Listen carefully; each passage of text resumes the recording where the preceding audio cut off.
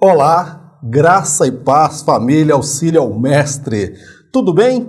Estamos de volta para mais um estudo da Palavra do nosso Deus. Para você que não me conhece a primeira vez, eu sou o presbítero Mauro Lúcio e semanalmente estamos produzindo conteúdo para auxiliar os professores e professoras da Escola Bíblica Dominical. Eu tenho a certeza que o Espírito de Deus falará fortemente ao teu coração através deste estudo. Porque eu tenho essa certeza? É porque o Espírito Santo falou fortemente ao meu coração quando eu estava produzindo este conteúdo.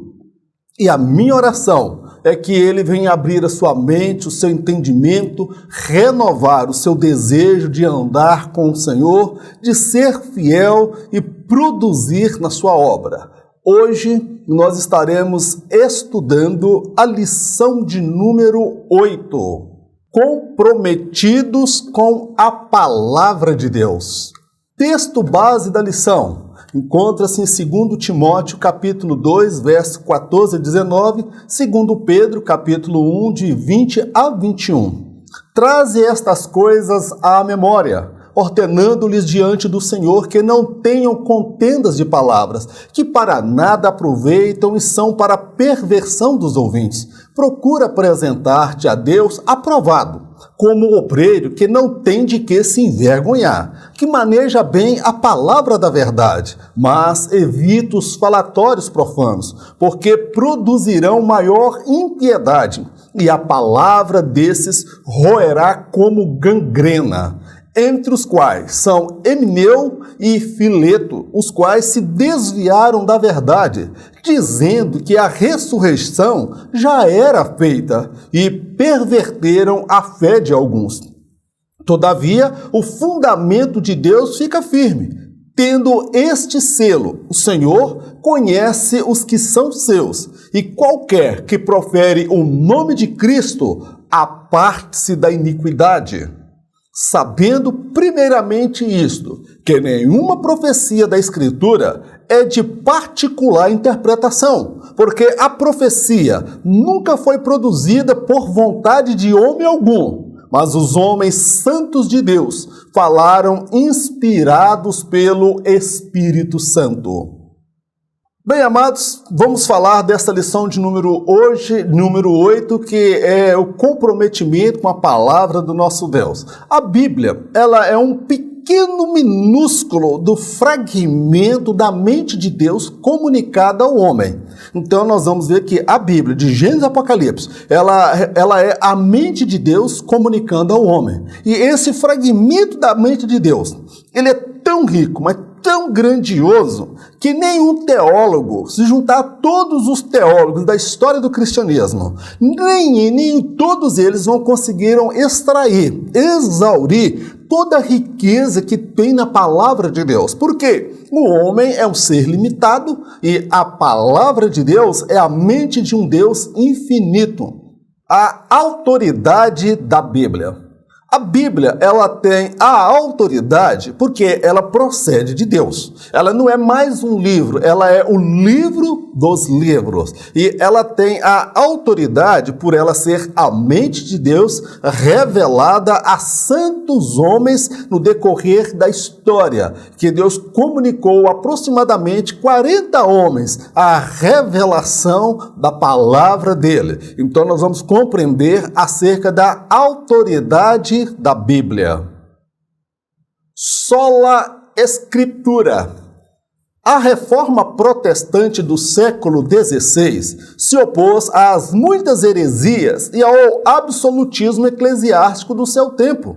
Este movimento repudiou a falácia da tradição católica, a qual ensinava que as palavras do Papa e do alto clero tinham um peso de autoridade superior ao da Bíblia.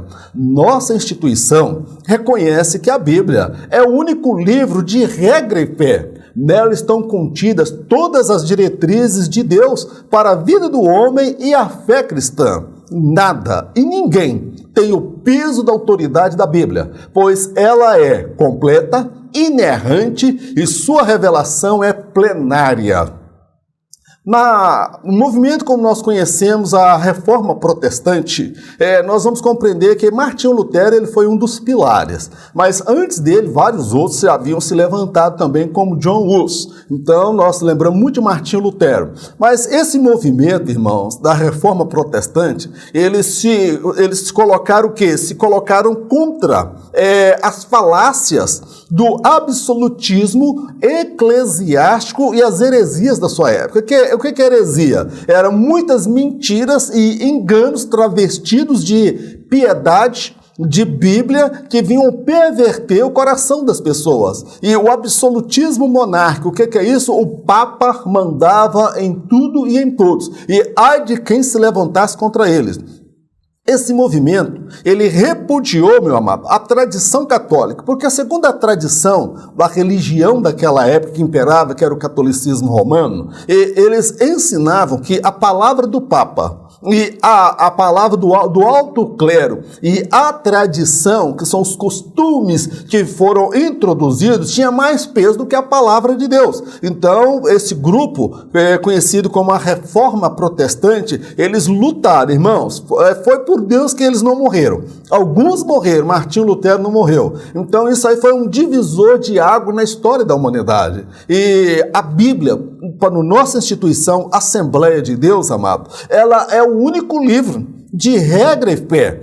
Nem concílio, tampouco vamos dizer assim, as convenções regionais ou a nacional, a CGADB, ou nenhum presidente dos pastores, a palavra dele ou a tradição, ela tem o peso da palavra de Deus, porque é nela que nós encontramos todas as diretrizes. Então, somente só a Escritura. Então, nós somos do seguinte postulado, que a palavra de Deus, a Bíblia, ela é completa, não precisa acrescentar mais nada, ela é inerrante, os possíveis erros são de interpretação humana e a complexidade que é o texto bíblico. E ela é também de revelação plenária, de Gênesis a Apocalipse. Toda ela é uma revelação plenária de Deus. Porque se nós não acreditarmos que ela é uma revelação plenária, qual o critério que nós iremos definir para estabelecer o que é revelação e o que não é revelação? É uma verdadeira cilada do diabo. Então, somente a Escritura foi um dos pilares da Reforma Protestante. Nossos fundamentos. Nada da Bíblia precisa ser acrescentado ou alterado. Nenhum líder ou convenção, seja esta regional ou nacional, está acima da Bíblia. Nossa submissão às autoridades constituídas é condicionada à nossa fé, isto é, devemos obedecê-las no Senhor. Nossa visão de vida é bibliocêntrica, pois é a partir dela que compreendemos o mundo, os valores morais e éticos, as verdades espirituais e sociais. É a partir dela que o homem poderá compreender qual é a boa, agradável e perfeita vontade de Deus para a sua vida. Meu amado, quando nós vamos falar dos nossos fundamentos enquanto instituição Assembleia de Deus, nós temos vários fundamentos. O nosso fundamento principal é a Bíblia, que ela nos apresenta a Jesus como nosso Senhor e Salvador, e o Deus Pai, o Criador do Universo, e o Espírito Santo. Nossa submissão, amado, às autoridades, eu acho bem a gente fazer essa colocação, que é um dos fundamentos da nossa fé, a nossa obediência às autoridades constituídas, elas são condicionadas à nossa fé. Isto é, nós devemos obedecê-las no Senhor. Observa o que aconteceu com os 3 jovens na Babilônia. Foi feita uma lei, um decreto, para que todos deveriam se curvar e adorar. Era uma lei, o Estado impondo uma lei. E os 3 jovens preferiram morrer do que desobedecer à lei de Deus. Daniel estabeleceu uma lei também, por intermédio que o Estado estabeleceu uma lei que ninguém deveria orar. Todos deveriam buscar o rei, consultar o rei. Daniel orou, foi lançado na cova dos leões. Então, biblicamente falando, a nossa obediência às autoridades, ela é condicionada à nossa fé e nós devemos obedecê-los no Senhor. Por que eu falo assim, amados? Porque nós estamos já na agenda escatológica. E a volta de Jesus está muito próxima, amados. Então nós vamos ver leis, o Estado se impondo, perseguindo o cristianismo, perseguindo cristãos. Nós vamos ver coisas terríveis, amados. E a igreja precisa estar preparada por aquilo que está por vir. Então a nossa obediência, ela é condicionada, meu amado, à nossa fé. Outra coisa, a nossa visão de vida, a cosmovisão da igreja, do cristão. A nossa visão, ela é bibliocêntrica. Por quê? Porque é a partir da Bíblia e nós compreendemos o quê? Os valores morais e éticos. E os valores morais e éticos na Bíblia, eles não são relativos, eles são absolutos. Então a nossa visão de vida, ela é bibliocêntrica. As verdades espirituais e também sociais, que envolvem a sociedade, toda a sua capacidade de produção intelectual, sejam as ciências exatas, ciências humanas, ciências biológicas, nós compreendemos toda essa verdade e usamos a Bíblia como um filtro, porque a partir da Bíblia é que nós compreendemos as verdades espirituais e as verdades também sociais. Outra coisa, é a partir da Bíblia também que nós compreendemos que o homem, mesmo este não servindo a Deus, é a partir da Bíblia que o homem ele vai compreender qual é a boa, agradável, perfeita vontade de Deus para a sua vida. Então, todo o nosso ser, o nosso pensamento, a nossa vida conjugal, a nossa constituição, construção da família, os nossos gostos, as nossas preferências, estão todas elas, amados, registradas nas Sagradas Escrituras. Então, o nosso fundamento, a nossa cosmovisão de mundo é bibliocêntrica, porque a partir da Bíblia que nós conseguimos nos relacionar com os nossos semelhantes, que nós conseguimos amar os nossos inimigos, aqueles que nos perseguem. É a partir da Bíblia é que nós oramos pelo Estado, pelos poderes constituídos, oramos pelos governantes, para que haja paz na nossa nação, no Brasil, para que o Brasil seja uma nação poderosa e um celeiro para abençoar as outras nações. Não somos deístas. O pensamento deísta apregoa que Deus até existe, porém ele não se envolve nas questões humanas ou tampouco demonstra qualquer interesse nelas. Somos teístas, pois cremos que Deus está ao alcance de todo aquele que o buscar de todo o coração. Ele trabalha ao longo da história humana, tendo em vista levar o pecador ao arrependimento. Chama as pessoas pelo nome, as conhece antes mesmo de existirem. Ele ama, de igual modo, tanto os que se salvam como os que se perdem. Ele não tem prazer na morte dos ímpios. A nossa visão de vida, meu amado, vamos falar aqui um pouco do pensamento deísta. O pensamento deísta, a filosofia deísta, eles até creem, ela ensina, pregou que crê até na existência de Deus, mas esse Deus é um Deus distante, um Deus que não pode ser alcançado, um Deus que não pode ser experimentado, um Deus que está acima da experiência humana, um Deus que não está em nada interessado com as questões humanas. E a Bíblia apresenta a Deus como um Deus interessado no homem, um Deus preocupado com as suas aflições, com as suas angústias, com os seus dilemas, um Deus que trabalha a favor daqueles que nele confiam. Então, o Deus que nós cremos, amados, é o Deus revelado nas Sagradas Escrituras. E a nossa visão é teísta, monoteísta, porque nós cremos em um único Deus. A nossa visão não é deísta, um Deus distante, não é politeísta, cremos em vários deuses. A nossa visão ela é teísta. Este Deus que nós pregamos, que nós amamos, ele trabalha ao longo da história humana, desde a queda de Adão e Eva. O nosso Deus vem trabalhando, meu amado, com o objetivo de voltar o coração do homem para ele. Esse Deus, ele nos ama tanto, se envolve tanto com o homem, que ele deu o filho dele para morrer na cruz do pecado. Ele conhece as pessoas pelo nome. Olha o que Deus vai falar lá no acerca do profeta Isaías, quando ele chama o rei Ciro. Segundo os teólogos, historiadores, isso se deu 100 anos antes de o rei Ciro nascer. Esse Deus conhece as pessoas antes mesmo delas existirem. Jeremias capítulo 1, verso 5, Jeremias.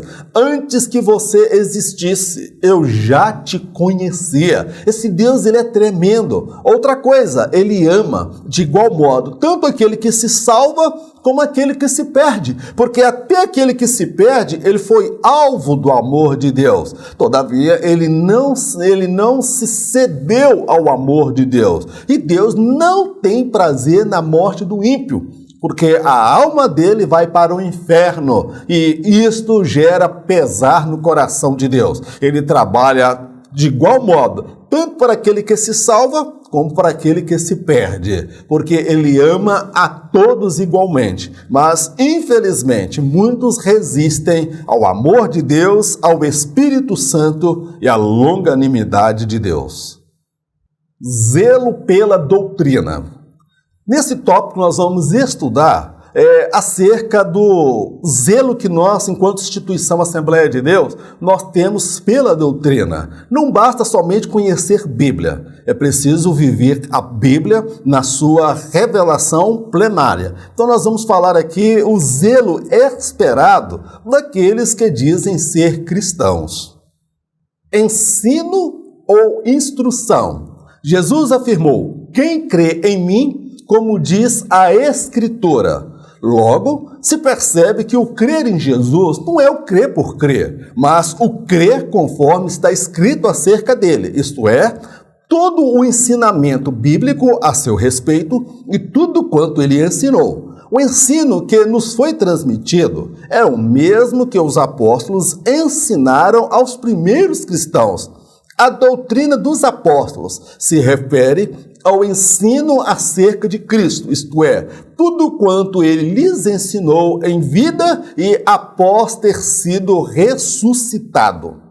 Eu acho por bem nós destacarmos aqui o seguinte: a doutrina, meu amado, ela é o sentido da doutrina é um conjunto de estudos, de ensino e instrução a partir do texto bíblico. Um conjunto de doutrinas, ela vai ter a seguinte característica: uma doutrina é um ensino coerente de vários temas na Bíblia. Por exemplo, o batismo no Espírito Santo, os dons espirituais, o pentecostalismo, o batismo nas águas, a doutrina do pecado, a doutrina da salvação, todas essas são doutrinas. Então, a doutrina serão assuntos coerentes sobre o mesmo tema que vão estar dentro daquela doutrina. Então, a doutrina é um conjunto de estudo sistemático da palavra de Deus com o mesmo tema coerente. E o que é isto?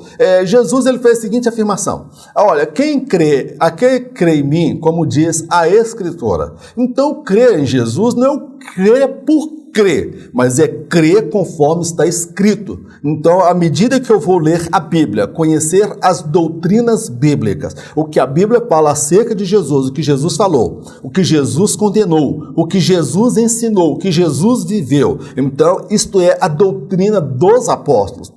A doutrina dos apóstolos, ela se referia a tudo que Jesus fez, onde Jesus nasceu, o que ele pregou, ele morreu, ele ressuscitou, e mesmo após a sua ressurreição, ele continua ensinando. Porque Paulo, ele não participou da ceia do seu última ceia, mas Paulo vai escrever para a igreja em Coríntios: olha, o que eu recebi do Senhor foi o que eu vos transmiti. Que o Senhor, na última ceia, Paulo vai falar exatamente o que aconteceu. Como é que Paulo teve acesso a isto? Paulo fala que ele recebeu do Senhor. Então, a doutrina dos apóstolos, amados, é tudo relacionado a Cristo, o que ele pregou, o que ele ensinou, acerca da sua vinda, do seu retorno, do arrebatamento da igreja. Esta é a doutrina dos apóstolos.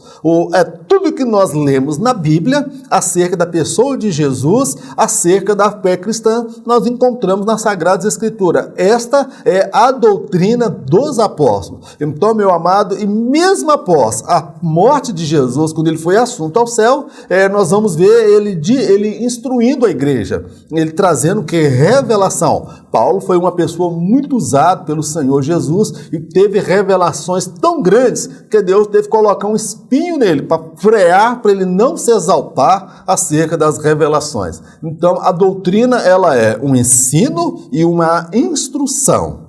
Está claro aqui, meu amado? Espero que sim. O conteúdo da fé. A teologia é uma ciência que tem como finalidade interpretar as Sagradas Escrituras, tornando-a de mais fácil entendimento. Ela agrupa o texto sagrado em doutrinas, que é o estudo sistemático de trechos que abordam o mesmo tema. Por se tratar de uma ciência humana, a teologia está passível de equívocos quanto à sua interpretação das Escrituras. Os credos são uma síntese dos pilares centrais da fé cristã. Quanto às confissões de fé, estas são bem mais estruturadas.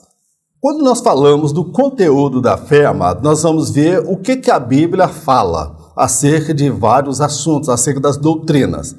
A doutrina bíblica, meu amado, nós vamos compreender dentro da teologia. Eu quero dizer o seguinte: a teologia, ela era uma ciência humana.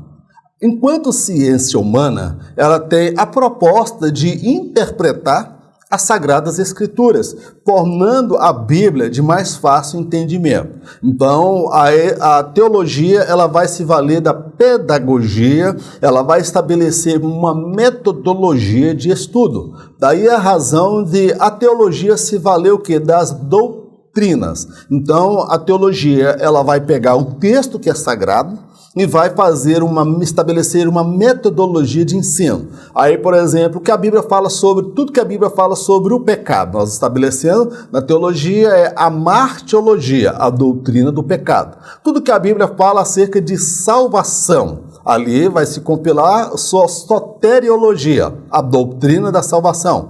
Tudo que a Bíblia fala acerca dos anjos. Então, esse conteúdo vai falar exclusivamente acerca dos anjos. Tudo que a Bíblia fala acerca do Espírito Santo, está agrupado. Então, nós vemos ali o quê? As doutrinas. Esse agrupamento desses temas que a Bíblia trata de Gênesis a Apocalipse é o que nós conhecemos como doutrina na teologia. Agora, nós precisamos compreender que a teologia, enquanto ciência humana, ela está passível de equívocos de interpretação. O texto sagrado, ele é inerrôneo. A revelação é plenária, ele não precisa acrescentar mais nada, corrigir nada. Agora, a dificuldade está na interpretação. E nenhuma teologia humana, ela é perfeita porque ela é fruto da interpretação do homem. Então, é isso que nós precisamos compreender. Ela se vale de um estudo sistemático. Eu lembro quando eu fiz o curso da ETAD, a cada 2 meses ou 3 meses, nós estudávamos um livro, entendeu? E aquele livro, ele era um compêndio, né? Uma síntese de várias doutrinas bíblicas, foram 4 anos de estudo. Então, por se tratar de uma ciência humana, meu amado, ela vai ter a sua limitação, entendeu? Agora, as doutrinas é uma metodologia estabelecida pela teologia. Quando nós falamos dos credos, irmãos, os credos, ele é uma síntese da doutrina bíblica, é uma síntese da Bíblia, entendeu? No catolicismo romano, ele tem lá, crê em Deus Pai Todo-Poderoso, Criador dos céus e da terra, crê em Jesus Cristo, seu Filho, nosso Senhor, nasceu da Virgem Maria, padeceu sob Pôncio Pilato, morreu, ressuscitou o 3º dia, está sentado à direita do Pai, donde há de vir a julgar os vivos e os mortos. Porque eu sei, porque eu já fui católico, eu conheci esse credo. Então, o credo, ele é uma síntese da fé cristã, os pilares da fé cristã, enquanto que a confissão de fé, ela é o quê? todas as doutrinas que uma instituição cristã ela tem como que os seus pilares, aquilo que ela crê, como ela interpreta a determinados temas bíblicos e como ela vive esses temas e aplica esses temas à sua membresia. Então existe a Bíblia é estabelecida em doutrinas, várias doutrinas, e dessas doutrinas, para sintetizar, talvez com poucas palavras, estabelece-se o credo. É aquilo que são os pilares centrais da fé cristã. E nós, quando vamos falar sobre as confissões de fé, como nós temos a nossa confissão de fé na Assembleia de Deus, vai falar que nós cremos no batismo no Espírito Santo, nós cremos nos dons espirituais, nós cremos na remissão do pecado, nós cremos na salvação, na condenação, nós cremos no arrebatamento da igreja pré-tribulacionista, nós cremos na ressurreição, nós cremos no Deus Trino. Então, isto aí é a confissão de fé. Para isso, a pessoa que chega à igreja, ele precisa passar por um discipulado, para ele compreender os pilares da fé cristã dentro da nossa instituição. Exemplo de como seria um credo. Creio em um Deus Trino, o qual se revelou nas pessoas do Deus Pai, Deus Filho e Deus Espírito. Ele é o Criador dos céus e da terra. Formou o homem do pó da terra. Se fez conhecido a homens que foram inspirados pelo Espírito para comporem as sagradas Escrituras. Enviou seu Filho Jesus, que morreu na cruz e ressuscitou no terceiro dia. Em breve voltará para buscar sua igreja. Ele há de julgar todos os homens, e perante ele todo joelho se dobrará e confessará que Jesus Cristo é o Senhor, para a glória de Deus Pai. Isto é um credo. Ali nesse credo que eu acabei de dar um exemplo para os irmãos, ele tem os pilares centrais da Bíblia.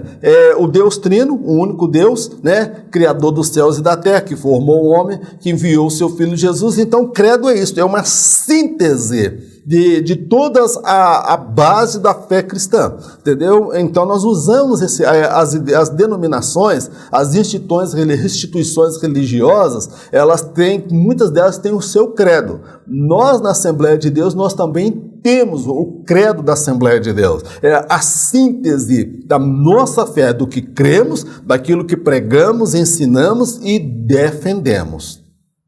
A nossa confissão de fé e a Bíblia. Muitas são as correntes teológicas relacionadas à fé cristã.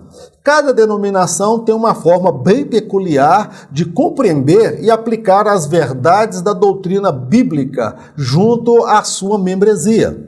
Em nossa instituição não é diferente, pois as doutrinas, crenças, valores, princípios éticos e morais, os quais observamos, têm sua origem nas Sagradas Escrituras. Nossa confissão de fé difere de outras instituições em alguns pontos. Isto se dá por conta da forma com que compreendemos e ensinamos a palavra do Senhor em nossa instituição. Quando nós falamos aqui, meu irmão, minha irmã, acerca da nossa confissão de fé e a Bíblia, nós precisamos compreender o seguinte: a Bíblia é a mesma. Como nós dissemos, a teologia, enquanto ciência humana, ela tem como proposta interpretar o texto bíblico. E ela vai se valer da metodologia para interpretar esse texto. Por esta razão, nós vamos ver várias correntes teológicas. O que é isso? É a partir da Bíblia, eles têm uma forma muito peculiar de interpretar. Por isso que nós vamos ver várias instituições que são respeitadas, que nós devemos respeitar a forma como eles entendem as Escrituras. Por exemplo, as igrejas tidas como tradicionais, elas acreditam que o batismo no Espírito Santo e os dons espirituais, eles cessaram lá no período dos apóstolos. Mas nós, lendo as Escrituras, compreendemos que não. Algumas correntes teológicas compreendem que não haverá o arrebatamento, a retirada da igreja, antes da grande tribulação. Eles lendo a Bíblia, eles interpretam e compreendem que a igreja vai passar pela grande tribulação. Daí nós vemos o quê? A nossa confissão de fé em relação à Bíblia, ela vai diferir de várias instituições. Irmão Mauro, nossas católicas quer dizer então que a nossa teologia é a melhor? Ela é a melhor para o assembleiano. Assim como a teologia do presbiteriano, para o presbiteriano é a melhor. Para o batista, a teologia da batista, ela é a melhor. Para o maranata, nós temos que compreender que é uma diversidade de interpretação de textos bíblicos. Agora, meu querido, alguns pilares centrais, eles não mudam. Toda instituição crê que Jesus Cristo, ele é o Senhor, ele é o Filho de Deus, ele morreu na cruz, ele ressuscitou, está sentado à direita do Pai e ele voltará para buscar a sua igreja. As instituições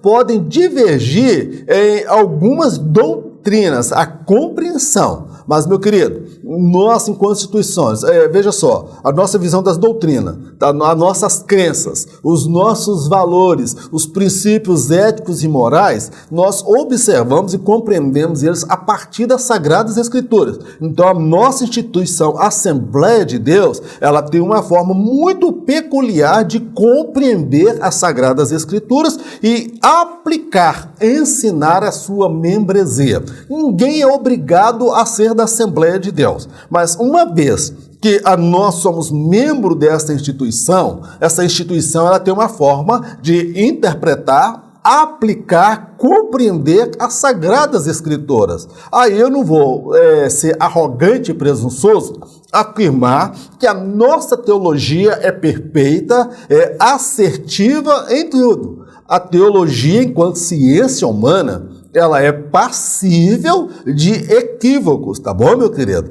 Então a gente não pode ser aí, acreditar no absolutismo, nós estamos totalmente certos em tudo. Podemos talvez estar equivocados em alguma coisa, mas o Espírito Santo há de nos comunicar ao coração. Amém, meu querido? Louvado seja o nome do Senhor. Cuidado quanto aos modismos. A fé cristã, irmãos, ela já passou por muitas batalhas, muitas heresias que tentaram introduzir desde o início da igreja. Então os apóstolos escreveram refutando as falsas doutrinas, as heresias bíblicas, os modismos que já vêm lá do tempo dos apóstolos. Isso aí não é uma coisa peculiar só dos nossos dias. Então é a partir da palavra de Deus é que nós vamos identificar os modismos, as heresias, as tendências. Então, na Bíblia não tem jeito de inovar nada, irmão. Não tem jeito para criar modismo. O segredo, a história dos avivamentos vai mostrar que os avivamentos ocorreram não por conta das inovações e do modismo, mas o zelo, o apego às verdades bíblicas aplicadas ao coração daqueles que buscavam o avivamento. É o que nós vamos compreender dentro desse terceiro tópico. Modismo. A história dos avivamentos revela-nos que eles não são fruto de modismo e inovações teológicas, mas do zelo e apego às verdades contidas no texto bíblico. A diferença entre o veneno e o remédio está na dose a ser usada e na intenção daquele que a manipula. Desta forma, concluímos que a palavra, quando usada de forma distorcida, pode se configurar como uma heresia. Os modismos e heresias vêm travestidas de boas intenções e com certa aparência bíblica, porém, não resistem a uma refutação mais contundente. Então nós vamos compreender aqui, meu querido, eu faço a colocação aqui. A história dos avivamentos, quando você vai ver o avivamento na Rua Azusa, o avivamento que ocorreu na Inglaterra com John Wesley, a história da reforma protestante com Martinho Lutero. Sabe o que esses avivamentos têm em comum? O zelo pela palavra. Martinho Lutero se baseou o avivamento, a reforma protestante foi a partir da compreensão. O justo viverá pela fé. Então nós vemos que Martinho Lutero, ele se apegou a verdade de Deus. Ele não trouxe inovação, mas é a forma como ele se apegou à palavra de Deus. Nós vemos também John Wesley, entendeu? John Wesley, nós vamos ver a minha igreja metodista wesleyana, ele não trouxe nenhuma inovação, mas a forma como ele pregava o evangelho, quando ele teve uma experiência com Deus e como ele se apegou às escrituras, foi que gerou o movimento, o avivamento na Europa. E nós vamos pegar tantos outros homens da Inglaterra, na Alemanha, homens que foram usados por Deus. Então, a história dos avivamentos mostra que a palavra ensinada, valorizada e aplicada com oração e zelo é que vai trazer o avivamento, meu querido. Então, eu destaco aqui falando de modismo, que a diferença, irmãos, entre o veneno e o remédio está na dosagem e na intenção daquele que está manipulando. Uma palavra verdadeira, fora do seu contexto, ela pode se configurar uma heresia. Olha Satanás quando ele se apresentou diante de Jesus. Ele veio o quê? Interpretando as escrituras fora do seu contexto. E qual que era a intenção de Satanás? Induzir Jesus ao erro. Então, meu querido, da própria palavra de Deus, ela é o remédio. Mas a forma como ela é aplicada, ela pode se configurar um veneno. Porque a intenção de quem está usando é de induzir as pessoas ao erro. Então, nós concluímos que a palavra de Deus, irmãos, ela continua sendo a palavra de Deus, mas quem faz uso dela pode fazer uso para se beneficiar, para induzir as pessoas ao erro, para provocar heresias, para perverter a fé dos mais incautos. Os modismos e heresias, irmãos, eles vêm travestidos até de piedade, de boas intenções. Olha o G12. O movimento G12 que nós vimos aí há 10, 20 anos atrás, o G12 que apregoava que as pessoas tinham que perdoar até Deus, irmão. Até Deus precisava ser perdoado pelo homem. As pessoas eram ensinadas a perdoar como se Deus tivesse pecado.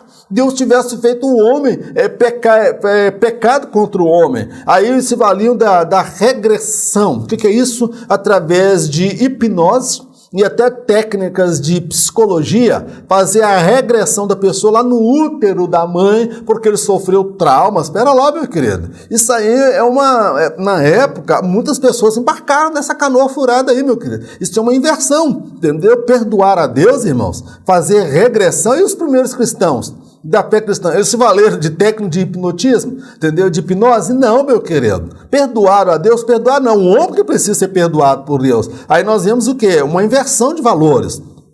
Outro, quem lembra da época do batismo com dente de ouro? Ensinava que o Espírito Santo concedia dente de ouro, meu querido. E a época do terno, o pastor tirava o paletó e jogava e as pessoas caíam no manto do mistério, entendeu? Teve um pastor lá nos Estados Unidos que ia lançar um livro, porque a Bíblia estava incompleta, tinha gente que pegava no livro e caía. Pera lá, meu querido. Então nós vemos os modismos, irmãos. A nossa instituição, a Assembleia de Deus, ela é muito ortodoxa nesse sentido, entendeu? Os modismos, eles vêm e vão, mas a palavra de Deus, ela continua a mesma. Então, outra característica dos modismos, eles não resistem a uma refutação mais contundente. O que é isso? Ele pode talvez enganar alguns mais desapercebidos, que não têm discernimento do Espírito e que não têm profundidade de conhecimento bíblico. Essas aí são presas fáceis para os modismos. Mas agora, quem conhece a Bíblia e vem um apologista da fé cristã que vai refutar o modismo, ele não permanece, porque o engano ele é revelado. Amém, meu querido? Cuidado com o modismo. Vamos nos apegar às verdades de Deus.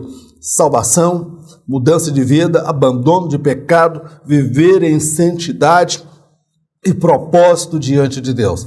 Isso traz o avivamento. Isso mantém uma vida espiritual cristã saudável. Procura apresentar-te a Deus aprovado. Quem ingressou na jornada cristã deve buscar de Deus a capacitação espiritual e intelectual. Ambas são fundamentais no exercício da fé. Ser aprovado por Deus, conforme o texto, é ter um conhecimento mais aprofundado das Escrituras. Isto envolverá tempo, dedicação e preparo intelectual. A capacitação espiritual não anula a necessidade da capacitação intelectual, uma vez que o Espírito só faz lembrar o que foi absorvido. Meu amado, aqui no nosso meio, muitas vezes, alguns equívocos em relação à questão do preparo do obreiro. Paulo escrevendo fala, olha, procura apresentar-te a Deus aprovado. O que é isso, meu querido? Paulo está querendo dizer acerca da qualificação espiritual e da qualificação intelectual, irmãos. Na escolha dos diáconos, lá em Atos dos Apóstolos, quais foram os critérios da igreja? Homens cheios do Espírito, batizados no Espírito Santo, qualificação espiritual. Homens de boa índole, bom testemunho, qualificação moral.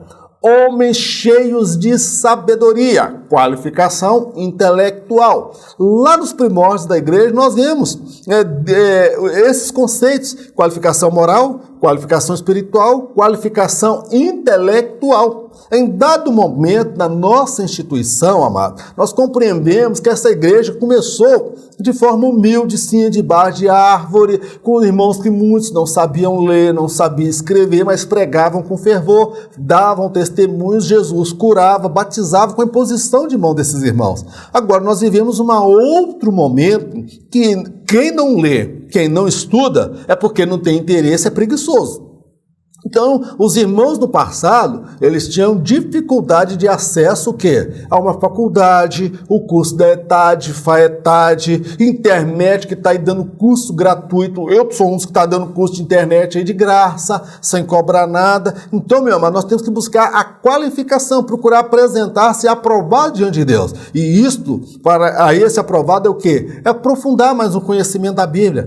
Meu irmão, quem tem o ministério de ensinar, ele tem que ler até bula de remédio, ler jornal, internet, ouvir notícia, ouvir documentários, assistir, porque tem que se inteirar de tudo, irmão, de ciência, política, tecnologia, de esporte, de lazer, de beleza, estética. A gente tem que entender de tudo, irmão, porque nós precisamos falar para o mundo, falar para crentes e falar para descrentes. Então a gente tem que ter o quê? Um embasamento bíblico, conhecimento, cultura, para pregarmos a mensagem de Deus. É nesse sentido que nós devemos nos apresentar como obreiro aprovado por Deus. Então, a capacitação espiritual, um homem cheio do Espírito Santo, não anula a capacitação intelectual. Sabe por quê? O Espírito Santo só nos faz lembrar, amado, aquilo que nós absorvemos através da leitura, através daquilo que nós vemos, que nós ouvimos, aquilo que nos foi ensinado. Então, há o quê? A necessidade do preparo para aquele que foi chamado por Deus. Como obreiro que não tem de que se envergonhar. Em um sentido mais amplo, o termo obreiro se refere a todos que estão envolvidos com a causa do reino de Deus. Todos que direta ou indiretamente trabalham na obra de Deus devem ser considerados como um obreiro legítimo.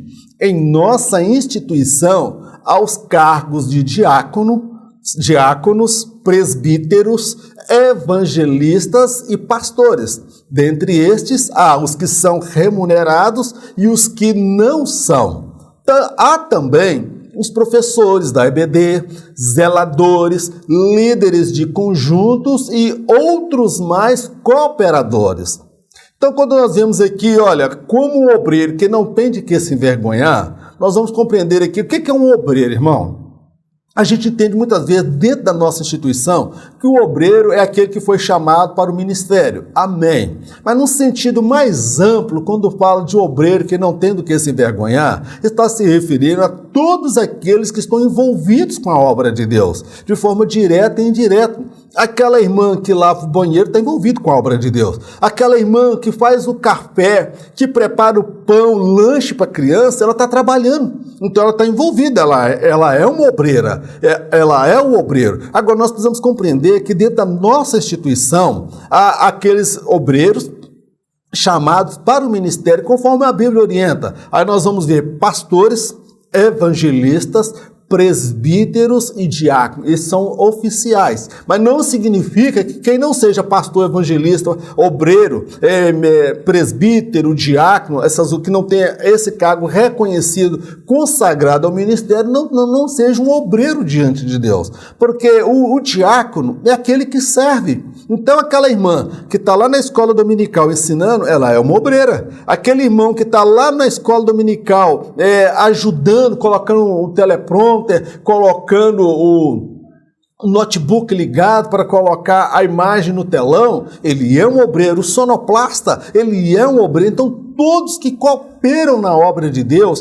no sentido mais amplo, tá, irmãos, da palavra, são obreiros na obra de Deus. Aí nós vamos ver professor de escola bíblica, o zelador, os líderes de conjuntos que estão lá ensaiando com as crianças, ensaiando com os adolescentes, ensaiando com os adultos, os grupos de corais, o ciclo de oração. Então, a igreja, ela é um organismo vivo, meu querido, e ninguém está ali como parasita, ninguém foi chamado para esquentar o banco da igreja. Todos podem ser úteis e usados pelo Espírito Santo de Deus. Então, no sentido mais amplo, todos são obreiros envolvidos com a obra de Deus. Amém, querido? Tu está trabalhando ou tu está dando trabalho, meu irmão? Vamos ser frutíferos na obra de Deus? Vamos ser bênção na casa do Senhor? Amém? Glórias a Deus. Que maneja bem a palavra da verdade. Quem foi chamado pelo Senhor para ministrar aos crentes e aos descrentes, há que se empenhar quanto ao conhecimento e domínio das Sagradas Escrituras.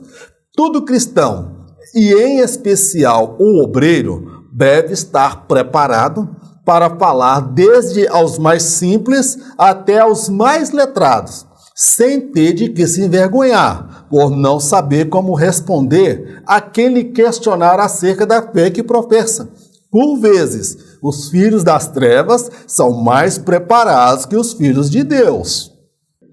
Os filhos das trevas, quando a Bíblia fala que maneja bem a palavra da verdade, imagina aquela situação quando Jesus foi tentado pelo diabo. O diabo vinha com a palavra distorcida, Jesus vinha com a palavra aplicada. O diabo vinha com a palavra distorcida e Jesus com a palavra aplicada, genuína, verdadeira, dentro do seu contexto. Então nós vamos ver que Jesus, ele refutou o diabo com a palavra de Deus. Então, meu amado, aquele que foi chamado pelo Senhor, todo cristão, aí não é só obreiro não, tá, meu irmão? Todo cristão, ele foi chamado por Deus. Nós somos chamados por Deus para sermos o quê? Ganhadores de almas. Então, nós somos chamados para ministrar, tanto para crentes como para descrentes, irmãos. Olha quantas pessoas que estão ao seu alcance que eu não tenho alcance, que são seus colegas de trabalho, colegas de faculdade, seu vizinho, pessoas que fazem parte do seu cotidiano. Então, Deus nos chamou para nós fazermos a diferença dessas pessoas. Então, o que é manejar bem a palavra da verdade? É ter um conhecimento mais aprofundado das Sagradas Escrituras, irmãos. Eu lembro quando o Jô Soares tinha um grupo catedral, e ali no programa do Jô perguntou, vocês são crentes? E eles desviaram do assunto. Vocês são crentes? Eles desviaram do assunto. Jô perguntou a terceira vez, vocês são crentes? E eles ficaram meio contrariados. Falaram, não, por que você insiste tanto em perguntar se nós somos crentes? Não, porque Judas traiu Jesus 3 vezes. Pedro negou Jesus 3 vezes. E vocês já também, 3 vezes vocês estão negando. Então veja só, não entra num debate, por exemplo, pessoa que tem a formação espírita. Ele tem um conhecimento intelectual muito grande. Se não for a graça de Deus na nossa vida, o conhecimento bíblico, ele distorce até o que nós temos, irmão. Por quê? Eles têm preparo. Várias instituições, aqueles que vão de casa em casa querendo entregar um material bíblico para ler na sua casa, e eu respeito o trabalho que eles fazem, que eles são muito bons no que eles fazem, eles entram na sua casa, lê a Bíblia, traz a interpretação deles do jeito deles, e o crente muitas vezes não tem nem resposta para dar, para refutar, porque não tem conhecimento bíblico, mal vai na escola dominical, irmão. Como é que o Espírito Santo vai usar uma pessoa? Se ele não tem conhecimento bíblico, ele não tem interesse de aprofundar. Então, o que é um obreiro que maneja bem a palavra da verdade? Porque ele consegue falar com o crente, as verdades espirituais, mas ele consegue falar com um descrente. A grandeza, a magnitude da palavra de Deus, irmão. Não tem aí doutor em divindade, não tem aí, doutor em qualquer área de química, física, matemática, engenharia, psicologia, qualquer área do saber humano, meu irmão, que vai colocar um cristão debaixo do chinelo e envergonhar os cristãos. Não, meu querido. A palavra de Deus, ela é grandiosa demais. Eu tenho algumas pessoas que eu admiro. O doutor Rodrigo Silva, da Igreja Adventista. Ele é antropólogo, ele é historiador, ele tem várias formações acadêmicas. Eu admiro muito o conhecimento daquele homem, entendeu? Eu gosto demais de ouvir ele, doutor Rodrigo, entendeu? Ele tem um conhecimento muito grande, então nós precisamos buscar esse conhecimento que maneja bem a palavra da verdade, que não tem do que se envergonhar, meu querido. E, por vezes, nós vamos falar a verdade, os filhos das trevas, Jesus fala que os filhos das trevas são mais prudentes do que os filhos da luz. Sabe por quê? Esse ano não está tendo carnaval, mas observa que os filhos das trevas, antes de começar o carnaval, eles vieram de meses e meses preparando a roupa, a fantasia, e quando eles estão sambando ali 3 dias, na verdade é um dia que aquela escola de samba vai passar no Rio de Janeiro ou em São Paulo, meu querido, eles já gastaram meses e meses de preparo, e o crente nem se prepara, irmão, nem faz um curso teológico. Ele foi chamado para ministrar, mas nem para estudar as escrituras, fazer um curso teológico básico, ele não faz.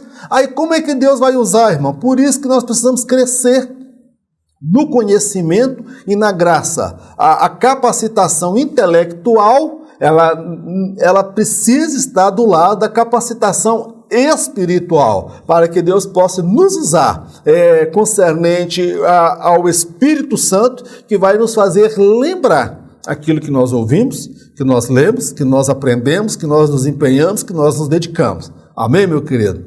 Esta é a palavra de Deus. Comprometidos com a palavra. Com o Espírito Santo, irmão, completa ao seu coração aquilo que eu não consegui em virtude da minha limitação. O meu conhecimento teológico, ele não é perfeito. Ele é limitado. E o que eu comunico para os irmãos é aquilo que eu creio, é aquilo que eu procuro viver, é aquilo que eu acredito ser a verdade e a vontade de Deus para as nossas vidas. Esse projeto é um projeto, meu amado, que não é do irmão Mauro, do presbítero Mauro, é um projeto de Deus. E eu conto com o seu apoio, com as suas orações. Se inscreva no canal se você não é inscrito, deixe o seu like, deixe um comentário, clique no sininho das notificações, que toda vez que eu colocar um material, o YouTube vai te comunicar. Se você desejar esse material, eu vou ter o imenso prazer de enviar até você, porque nós não fazemos esse trabalho por ganância. Isso aqui não é uma galinha dos ovos de ouro. Eu faço esse trabalho pela fé. Agora, irmãos, vou falar uma coisa com os irmãos.